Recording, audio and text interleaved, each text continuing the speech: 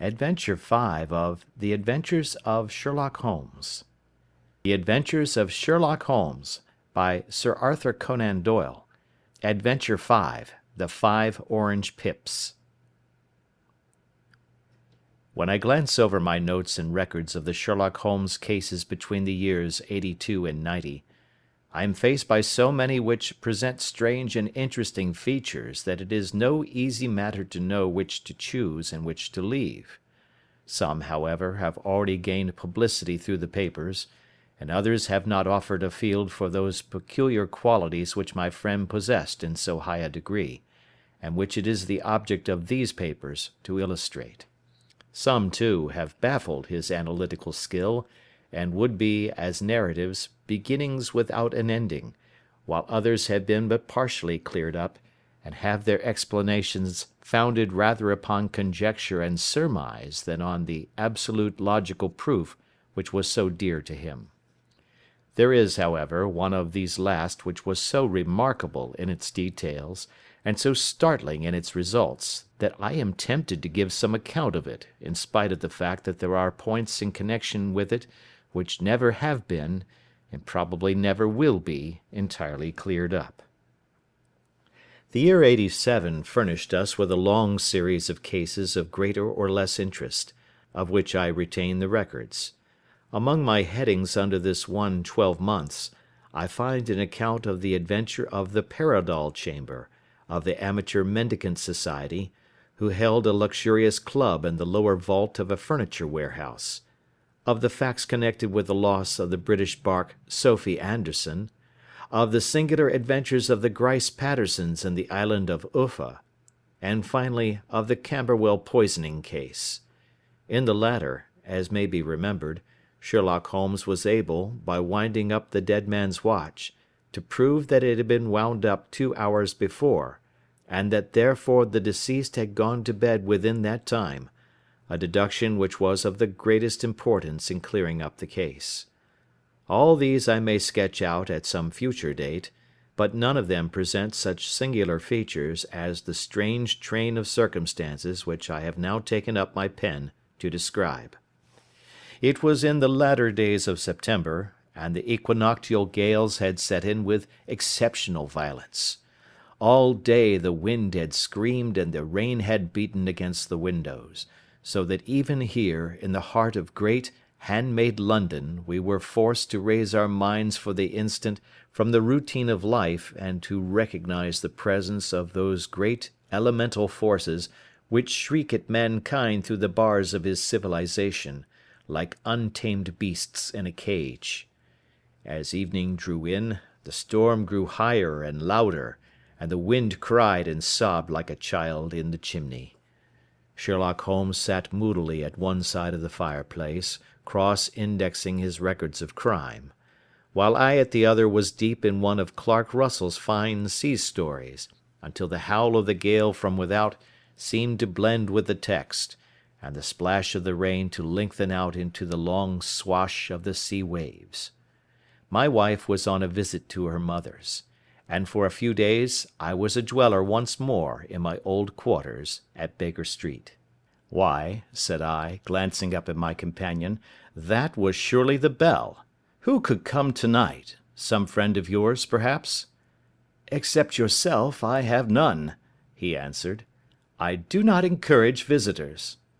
"A client, then?" "If so, it is a serious case. Nothing less would bring a man out on such a day and at such an hour. But I take it that it is more likely to be some crony of the landlady's." Sherlock Holmes was wrong in his conjecture, however, for there came a step in the passage and a tapping at the door.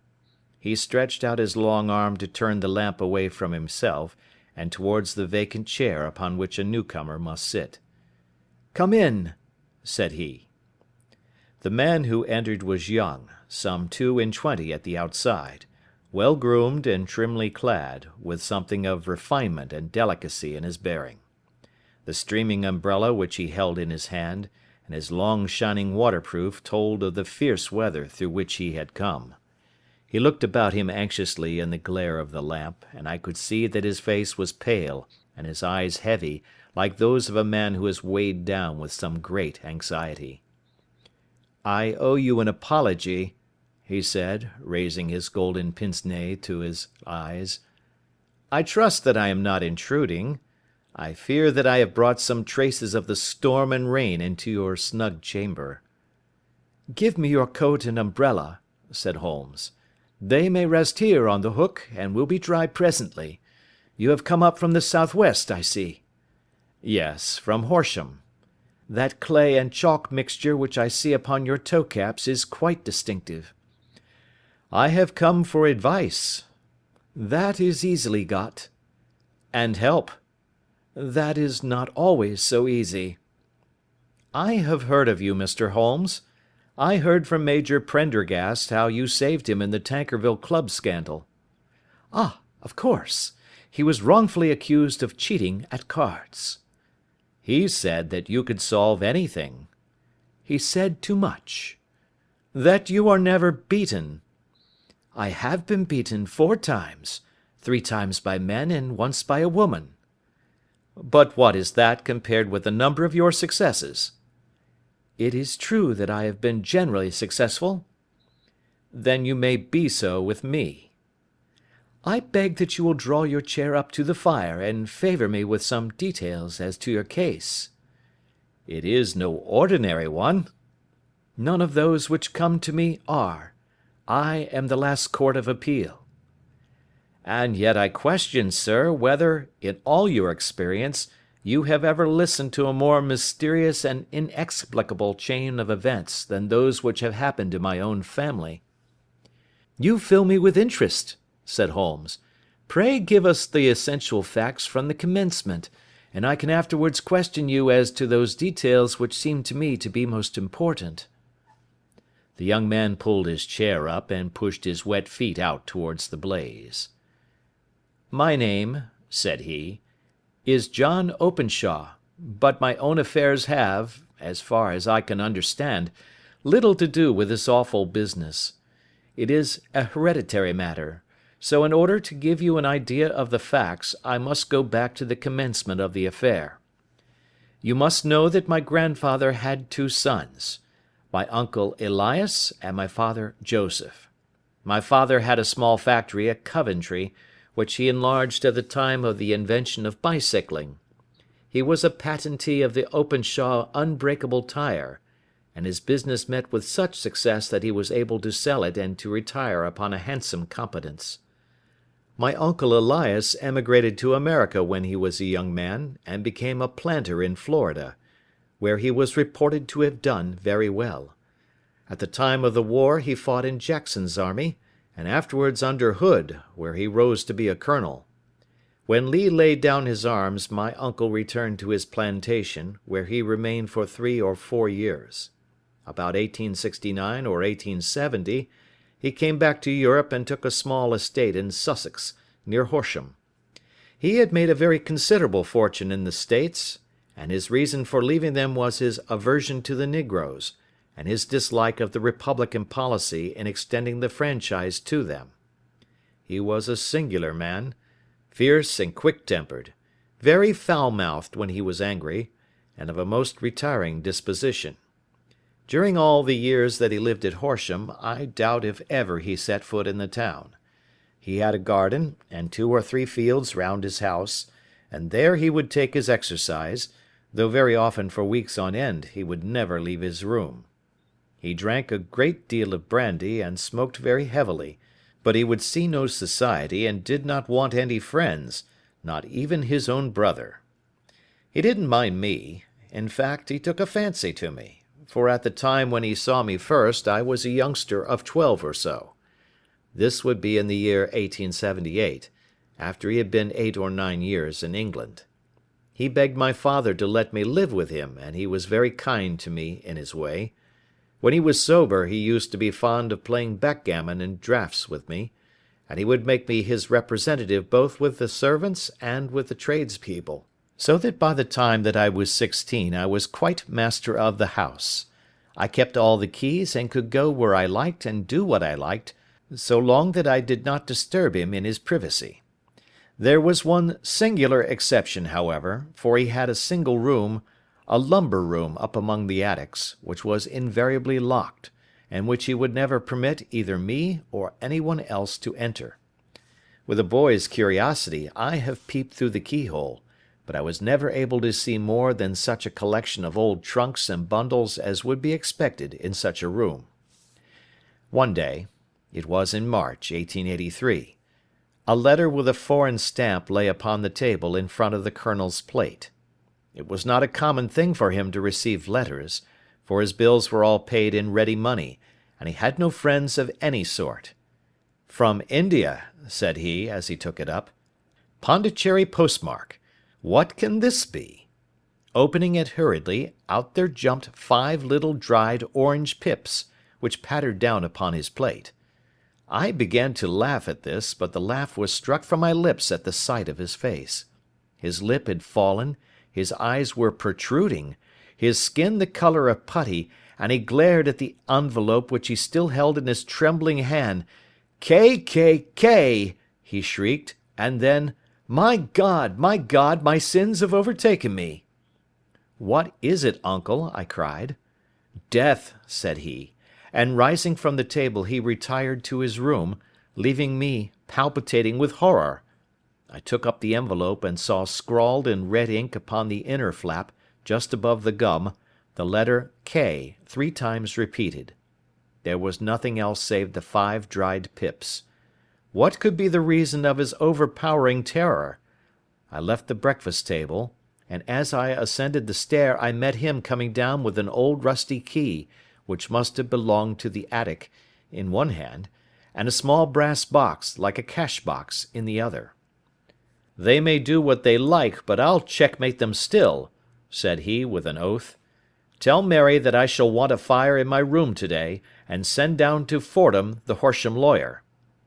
I did as he ordered, and when the lawyer arrived I was asked to step up to the room. The fire was burning brightly, and in the grate there was a mass of black fluffy ashes as of burned paper, while the brass box stood open and empty beside it. As I glanced at the box I noticed, with a start, that upon the lid was printed the treble K which I had read in the morning upon the envelope. "I wish you, John," said my uncle, "to witness my will. I leave my estate, with all its advantages and all its disadvantages, to my brother, your father, whence it will, no doubt, descend to you. If you can enjoy it in peace, well and good. If you find you cannot, take my advice, my boy, and leave it to your deadliest enemy. I am sorry to give you such a two-edged thing, but I can't say what turn things are going to take. Kindly sign the paper where Mr. Fordham shows you." I signed the paper as directed, and the lawyer took it away with him. The singular incident made, as you may think, the deepest impression upon me, and I pondered over it and turned it every way in my mind without being able to make anything of it. Yet I could not shake off the vague feeling of dread which it left behind, though the sensation grew less keen as the weeks passed and nothing happened to disturb the usual routine of our lives. I could see a change in my uncle, however. He drank more than ever, and he was less inclined for any sort of society.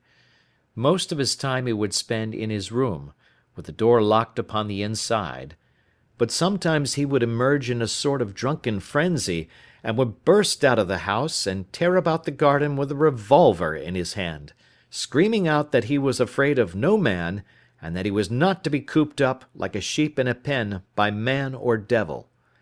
When these hot fits were over, however, he would rush tumultuously in at the door and lock and bar it behind him, like a man who can brazen it out no longer against the terror which lies at the roots of his soul. At such times I have seen his face, even on a cold day, glisten with moisture, as though it were new raised from a basin. Well, to come to an end of the matter, Mr. Holmes, and not to abuse your patience, there came a night when he made one of those drunken sallies from which he never came back. We found him, when we went to search for him, face downward in a little green-scummed pool, which lay at the foot of the garden. There was no sign of any violence, and the water was but 2 feet deep, so that the jury, having regard to his known eccentricity, brought in a verdict of suicide. But I, who knew how he winced from the very thought of death, had much ado to persuade myself that he had gone out of his way to meet it. The matter passed, however, and my father entered into possession of the estate and of some £14,000 which lay to his credit at the bank. "One moment," Holmes interposed. "Your statement is, I foresee, one of the most remarkable to which I have ever listened. Let me have the date of the reception by your uncle of the letter, and the date of his supposed suicide." The letter arrived on March 10, 1883. His death was 7 weeks later, upon the night of May 2nd. "Thank you. Pray proceed." When my father took over the Horsham property, he, at my request, made a careful examination of the attic, which had been always locked up. We found the brass box there, although its contents had been destroyed. On the inside of the cover was a paper label with the initials of K.K.K. repeated upon it, and letters, memoranda, receipts, and a register written beneath. These, we presume, indicated the nature of the papers which had been destroyed by Colonel Openshaw. For the rest, there was nothing of much importance in the attic save a great many scattered papers and notebooks bearing upon my uncle's life in America. Some of them were of the war time and showed that he had done his duty well and had borne the repute of a brave soldier. Others were of a date during the reconstruction of the Southern States, and were mostly concerned with politics, for he had evidently taken a strong part in opposing the carpet-bag politicians who had been sent down from the North. Well, it was at the beginning of '84 when my father came to live at Horsham, and all went as well as possible with us until the January of '85. On the 4th day after the New Year, I heard my father give a sharp cry of surprise as we sat together at the breakfast table. There he was, sitting with a newly opened envelope in one hand, and 5 dried orange pips in the outstretched palm of the other one. He had always laughed at what he called my cock and bull story about the colonel, but he looked very scared and puzzled now that the same thing had come upon himself. "Why, what on earth does this mean, John?" he stammered. My heart had turned to lead. "It is K.K.K.," said I. He looked inside the envelope. "So it is!" he cried. "Here are the very letters. But what is this written above them?" "Put the papers on the sundial," I read, peeping over his shoulder. "What papers? What sundial?" he asked. "The sundial in the garden. There is no other," said I. "But the papers must be those that are destroyed." "Pooh!" said he, gripping hard at his courage. "We are in a civilized land here, and we can't have tomfoolery of this kind. Where does the thing come from?" "From Dundee," I answered, glancing at the postmark. "Some preposterous practical joke," said he. "What have I to do with sundials and papers? I shall take no notice of such nonsense." "I should certainly speak to the police," I said. "And to be laughed at for my pains. Nothing of the sort." "Then let me do so?" "No, I forbid you. I won't have a fuss made about such nonsense." It was in vain to argue with him, for he was a very obstinate man. I went about, however, with a heart which was full of forebodings. On the 3rd day after the coming of the letter, my father went from home to visit an old friend of his, Major Freebody, who is in command of one of the forts upon Portsdown Hill. I was glad that he should go up, for it seemed to me that he was farther from danger when he was away from home. In that, however, I was in error. Upon the 2nd day of his absence, I received a telegram from the Major, imploring me to come at once. My father had fallen over one of the deep chalk pits which abound in the neighbourhood, and was lying senseless, with a shattered skull. I hurried to him, but he passed away without having ever recovered his consciousness. He had, as it appears, been returning from Fareham in the twilight, and as the country was unknown to him, and the chalk pit unfenced, the jury had no hesitation in bringing in a verdict of death from accidental causes. Carefully as I examined every fact connected with his death, I was unable to find anything which could suggest the idea of murder. There were no signs of violence, no footmarks, no robbery, no record of strangers having been seen upon the roads. And yet I need not tell you that my mind was far from at ease, and that I was well nigh certain that some foul plot had been woven round him. In this sinister way I came into my inheritance. You will ask me why I did not dispose of it? I answer, because I was well convinced that our troubles were in some way dependent upon an incident in my uncle's life, and that the danger would be as pressing in one house as in another. It was in January, '85, that my poor father met his end, and 2 years and 8 months have elapsed since then. During that time I have lived happily at Horsham, and I had begun to hope that his curse had passed away from the family, and that it had ended with the last generation. I had begun to take comfort too soon, however. Yesterday morning the blow fell in the very shape in which it had come upon my father. The young man took from his waistcoat a crumpled envelope, and turning to the table he shook out upon it 5 little dried orange pips. "This is the envelope," he continued. "The postmark is London, Eastern Division. Within are the very words which were upon my father's last message, K, K, K, and then, 'Put the papers on the sundial.'" "What have you done?" asked Holmes. "Nothing." "Nothing?" "To tell the truth," he sank his face into his thin white hands, "I have felt helpless. I have felt like one of those poor rabbits when the snake is writhing towards it. I seem to be in the grasp of some resistless, inexorable evil, which no foresight and no precautions can guard against." "Tut, tut!" cried Sherlock Holmes. "You must act, man, or you are lost. Nothing but energy can save you. This is no time for despair." "I have seen the police." "Ah! But they listened to my story with a smile. I am convinced that the inspector has formed the opinion that the letters are all practical jokes, and that the deaths of my relations were really accidents, as the jury stated, and were not to be connected with the warnings."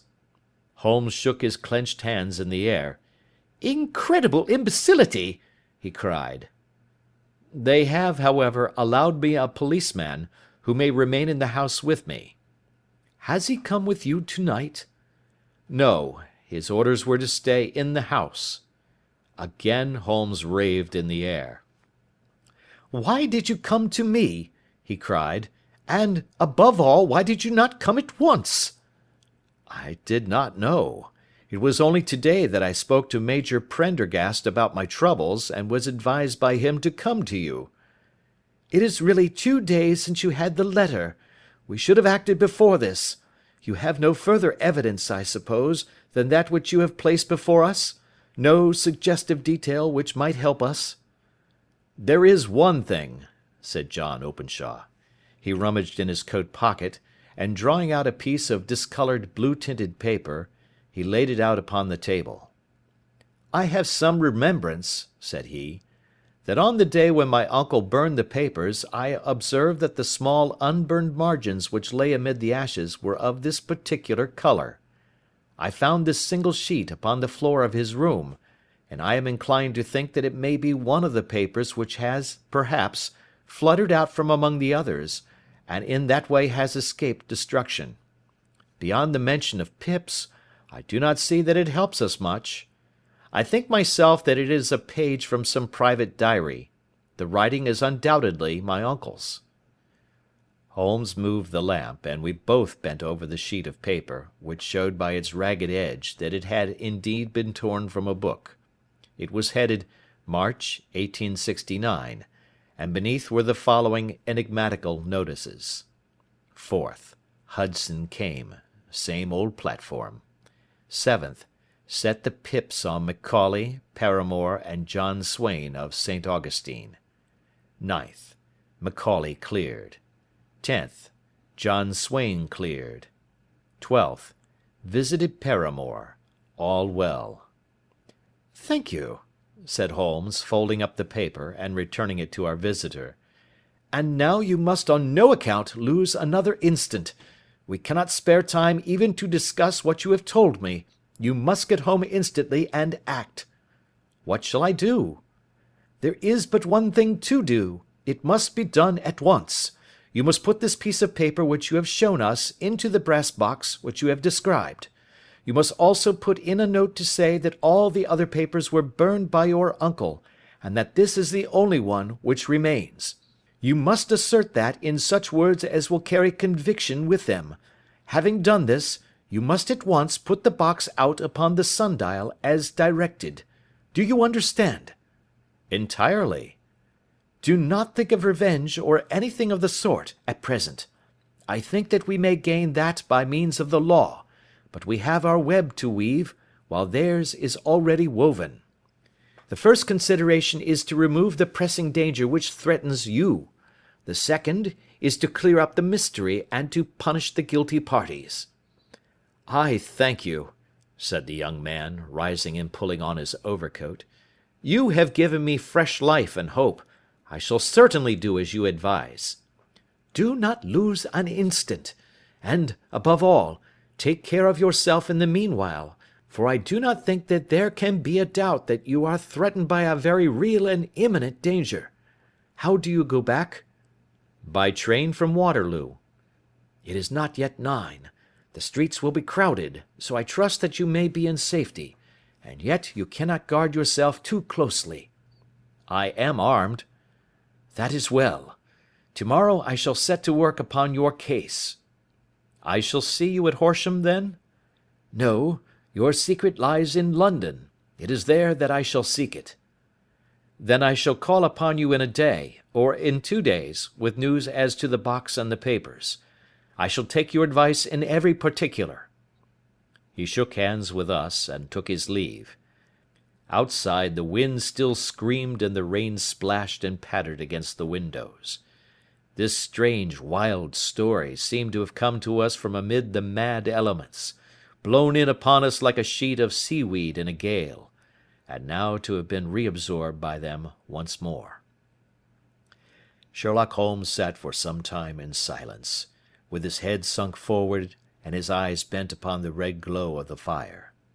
Then he lit his pipe, and leaning back in his chair he watched the blue smoke rings as they chased each other up to the ceiling.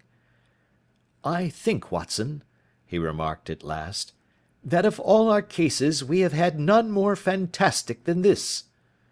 "Save, perhaps, the sign of 4. "Well, yes, save, perhaps, that.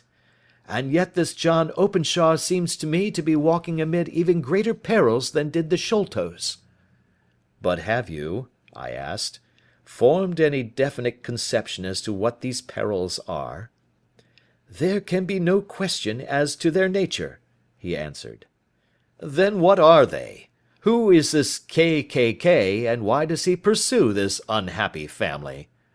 Sherlock Holmes closed his eyes and placed his elbows upon the arms of his chair, with his fingertips together. "The ideal reasoner," he remarked, "would, when he had once been shown a single fact in all its bearings, deduce from it not only all the chain of events which led up to it, but also all the results which would follow from it. As Cuvier could correctly describe a whole animal by the contemplation of a single bone, so the observer who has thoroughly understood one link in a series of incidents should be able to accurately state all the other ones, both before and after. We have not yet grasped the results which the reason alone can attain to. Problems may be solved in the study which have baffled all those who have sought a solution by the aid of their senses. To carry the art, however, to its highest pitch, it is necessary that the reasoner should be able to utilize all the facts which have come to his knowledge. And this in itself implies, as you will readily see, a possession of all knowledge, which, even in these days of free education and encyclopedias, is a somewhat rare accomplishment. It is not so impossible, however, that a man should possess all knowledge which is likely to be useful to him in his work, and this I have endeavoured in my case to do. If I remember rightly, You, on one occasion, in the early days of our friendship, defined my limits in a very precise fashion. Yes, I answered, laughing. It was a singular document. Philosophy, astronomy, and politics were marked at 0, I remember. Botany variable, geology profound as regards the mud stains from any region within 50 miles of town, chemistry eccentric, anatomy unsystematic, sensational literature and crime records unique, violin player, boxer, swordsman, lawyer, and self-poisoner by cocaine and tobacco. Those, I think, were the main points of my analysis. Holmes grinned at the last item.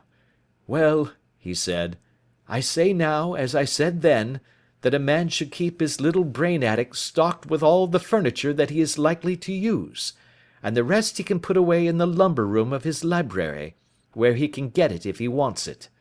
Now, for such a case as the one which has been submitted to us tonight, we need certainly to muster all our resources. Kindly hand me down the letter K of the American Encyclopedia which stands upon the shelf beside you. Thank you. Now let us consider the situation, and see what may be deduced from it. In the first place, we may start with a strong presumption that Colonel Openshaw had some very strong reason for leaving America. Men at his time of life do not change all their habits and exchange willingly the charming climate of Florida for the lonely life of an English provincial town.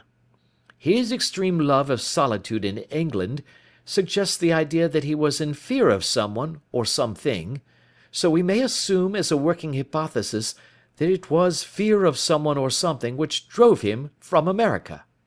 As to what it was he feared, we can only deduce that by considering the formidable letters which were received by himself and his successors. Did you remark the postmarks of these letters? The first was from Pondicherry, the second from Dundee, and the third from London. From East London. What do you deduce from that? They are all seaports, that the writer was on board of a ship. Excellent. We have already a clue. There can be no doubt that the probability, the strong probability, is that the writer was on board of a ship. And now let us consider another point. In the case of Pondicherry, 7 weeks elapsed between the threat and its fulfilment. In Dundee it was only some 3 or 4 days. Does that suggest anything? A greater distance to travel. But the letter had also a greater distance to come. Then I do not see the point. There is at least a presumption that the vessel in which the man or men are is a sailing ship. It looks as if they always send their singular warning or token before them when starting upon their mission. You see how quickly the deed followed the sign when it came from Dundee. If they had come from Pondicherry in a steamer, they would have arrived almost as soon as their letter. But, as a matter of fact, 7 weeks elapsed. I think that those 7 weeks represented the difference between the mail boat which brought the letter and the sailing vessel which brought the writer. It is possible. More than that, it is probable.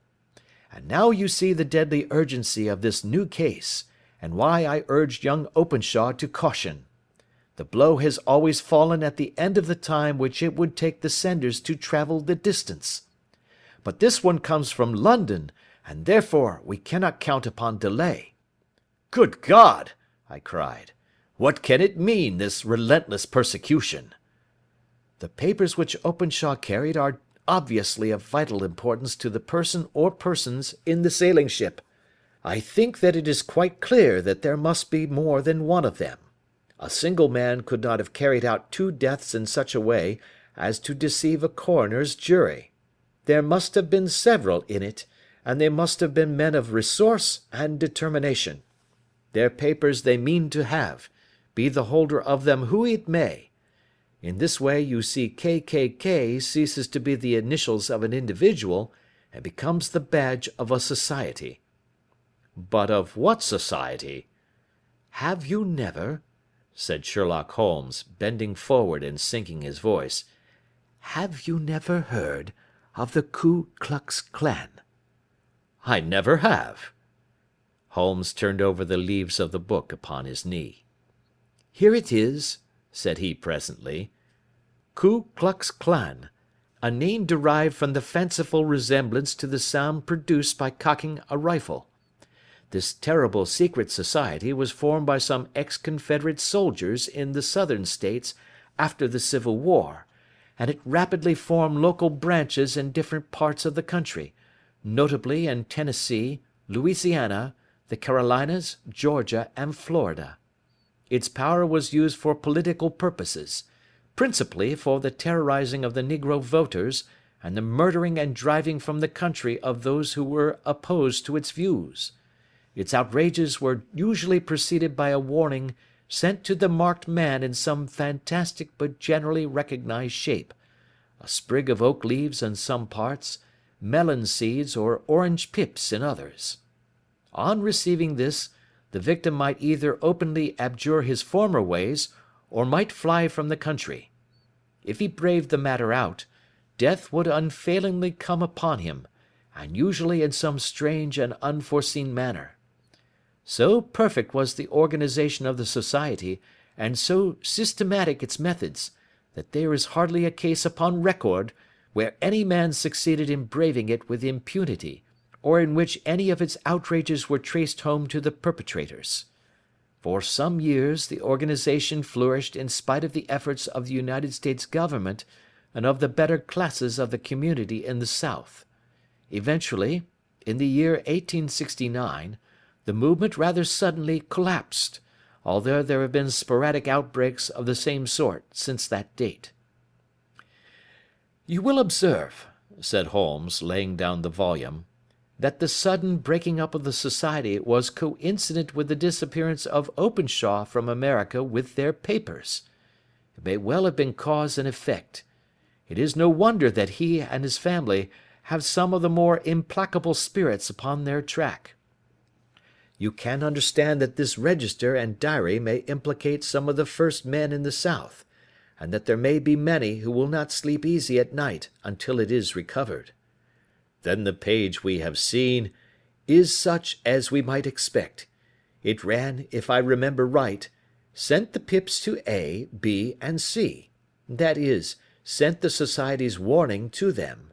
Then there are successive entries that A and B cleared, or left the country, and finally that C was visited, with, I fear, a sinister result for C.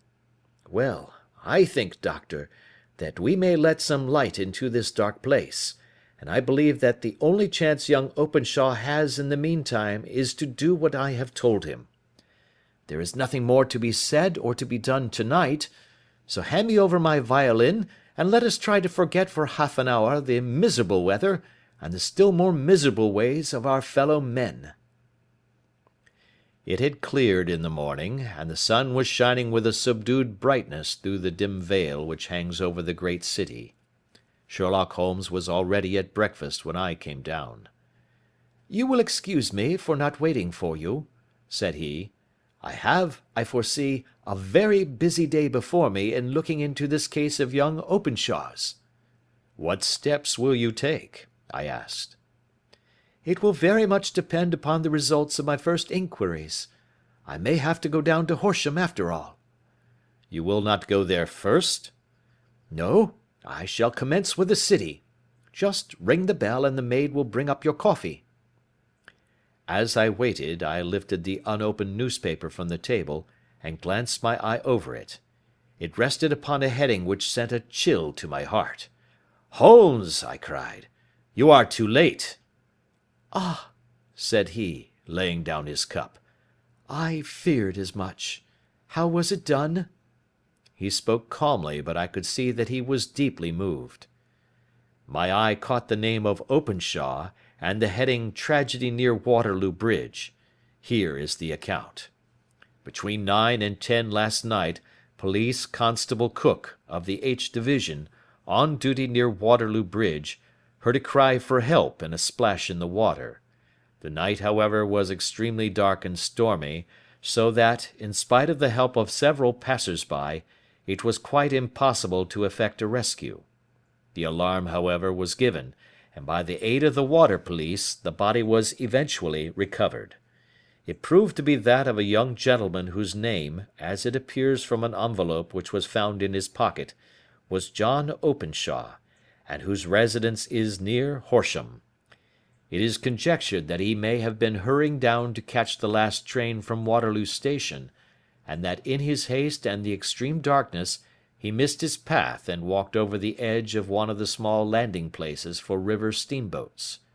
The body exhibited no traces of violence, and there can be no doubt that the deceased had been the victim of an unfortunate accident, which should have the effect of calling the attention of the authorities to the condition of the riverside landing stages. We sat in silence for some minutes, Holmes more depressed and shaken than I had ever seen him. "That hurts my pride, Watson," he said at last. "It is a petty feeling, no doubt, but it hurts my pride. It becomes a personal matter with me now, and if God sends me health, I shall set my hand upon this gang. That he should come to me for help, and that I should send him away to his death." He sprang from his chair, and paced about the room in uncontrollable agitation, with a flush upon his sallow cheeks, and a nervous clasping and unclasping of his long, thin hands. "They must be cunning devils," he exclaimed at last. "How could they have decoyed him down there? The embankment is not on the direct line to the station. The bridge no doubt was too crowded, even on such a night, for their purpose. Well, Watson, we shall see who will win in the long run. I am going out now." "To the police?" "No, I shall be my own police. When I have spun the web they may take the flies, but not before." All day I was engaged in my professional work, and it was late in the evening before I returned to Baker Street. Sherlock Holmes had not come back yet. It was nearly 10 o'clock before he entered, looking pale and worn. He walked up to the sideboard, and tearing a piece from the loaf he devoured it voraciously, washing it down with a long draught of water. "You are hungry," I remarked. "Starving. It had escaped my memory. I have had nothing since breakfast." "Nothing?" "Not a bite. I had no time to think of it." "And how have you succeeded?" "Well." "You have a clue?" "I have them in the hollow of my hand. Young Openshaw shall not long remain unavenged. Why, Watson, let us put their own devilish trademark upon them. It is well thought of." "What do you mean?" He took an orange from the cupboard, and tearing it to pieces he squeezed out the pips upon the table. Of these he took 5 and thrust them into an envelope. On the inside of the flap he wrote S.H. for J.O. Then he sealed it and addressed it to Captain James Calhoun, Bark Lone Star, Savannah, Georgia. "This will await him when he enters port," said he, chuckling. "It may give him a sleepless night.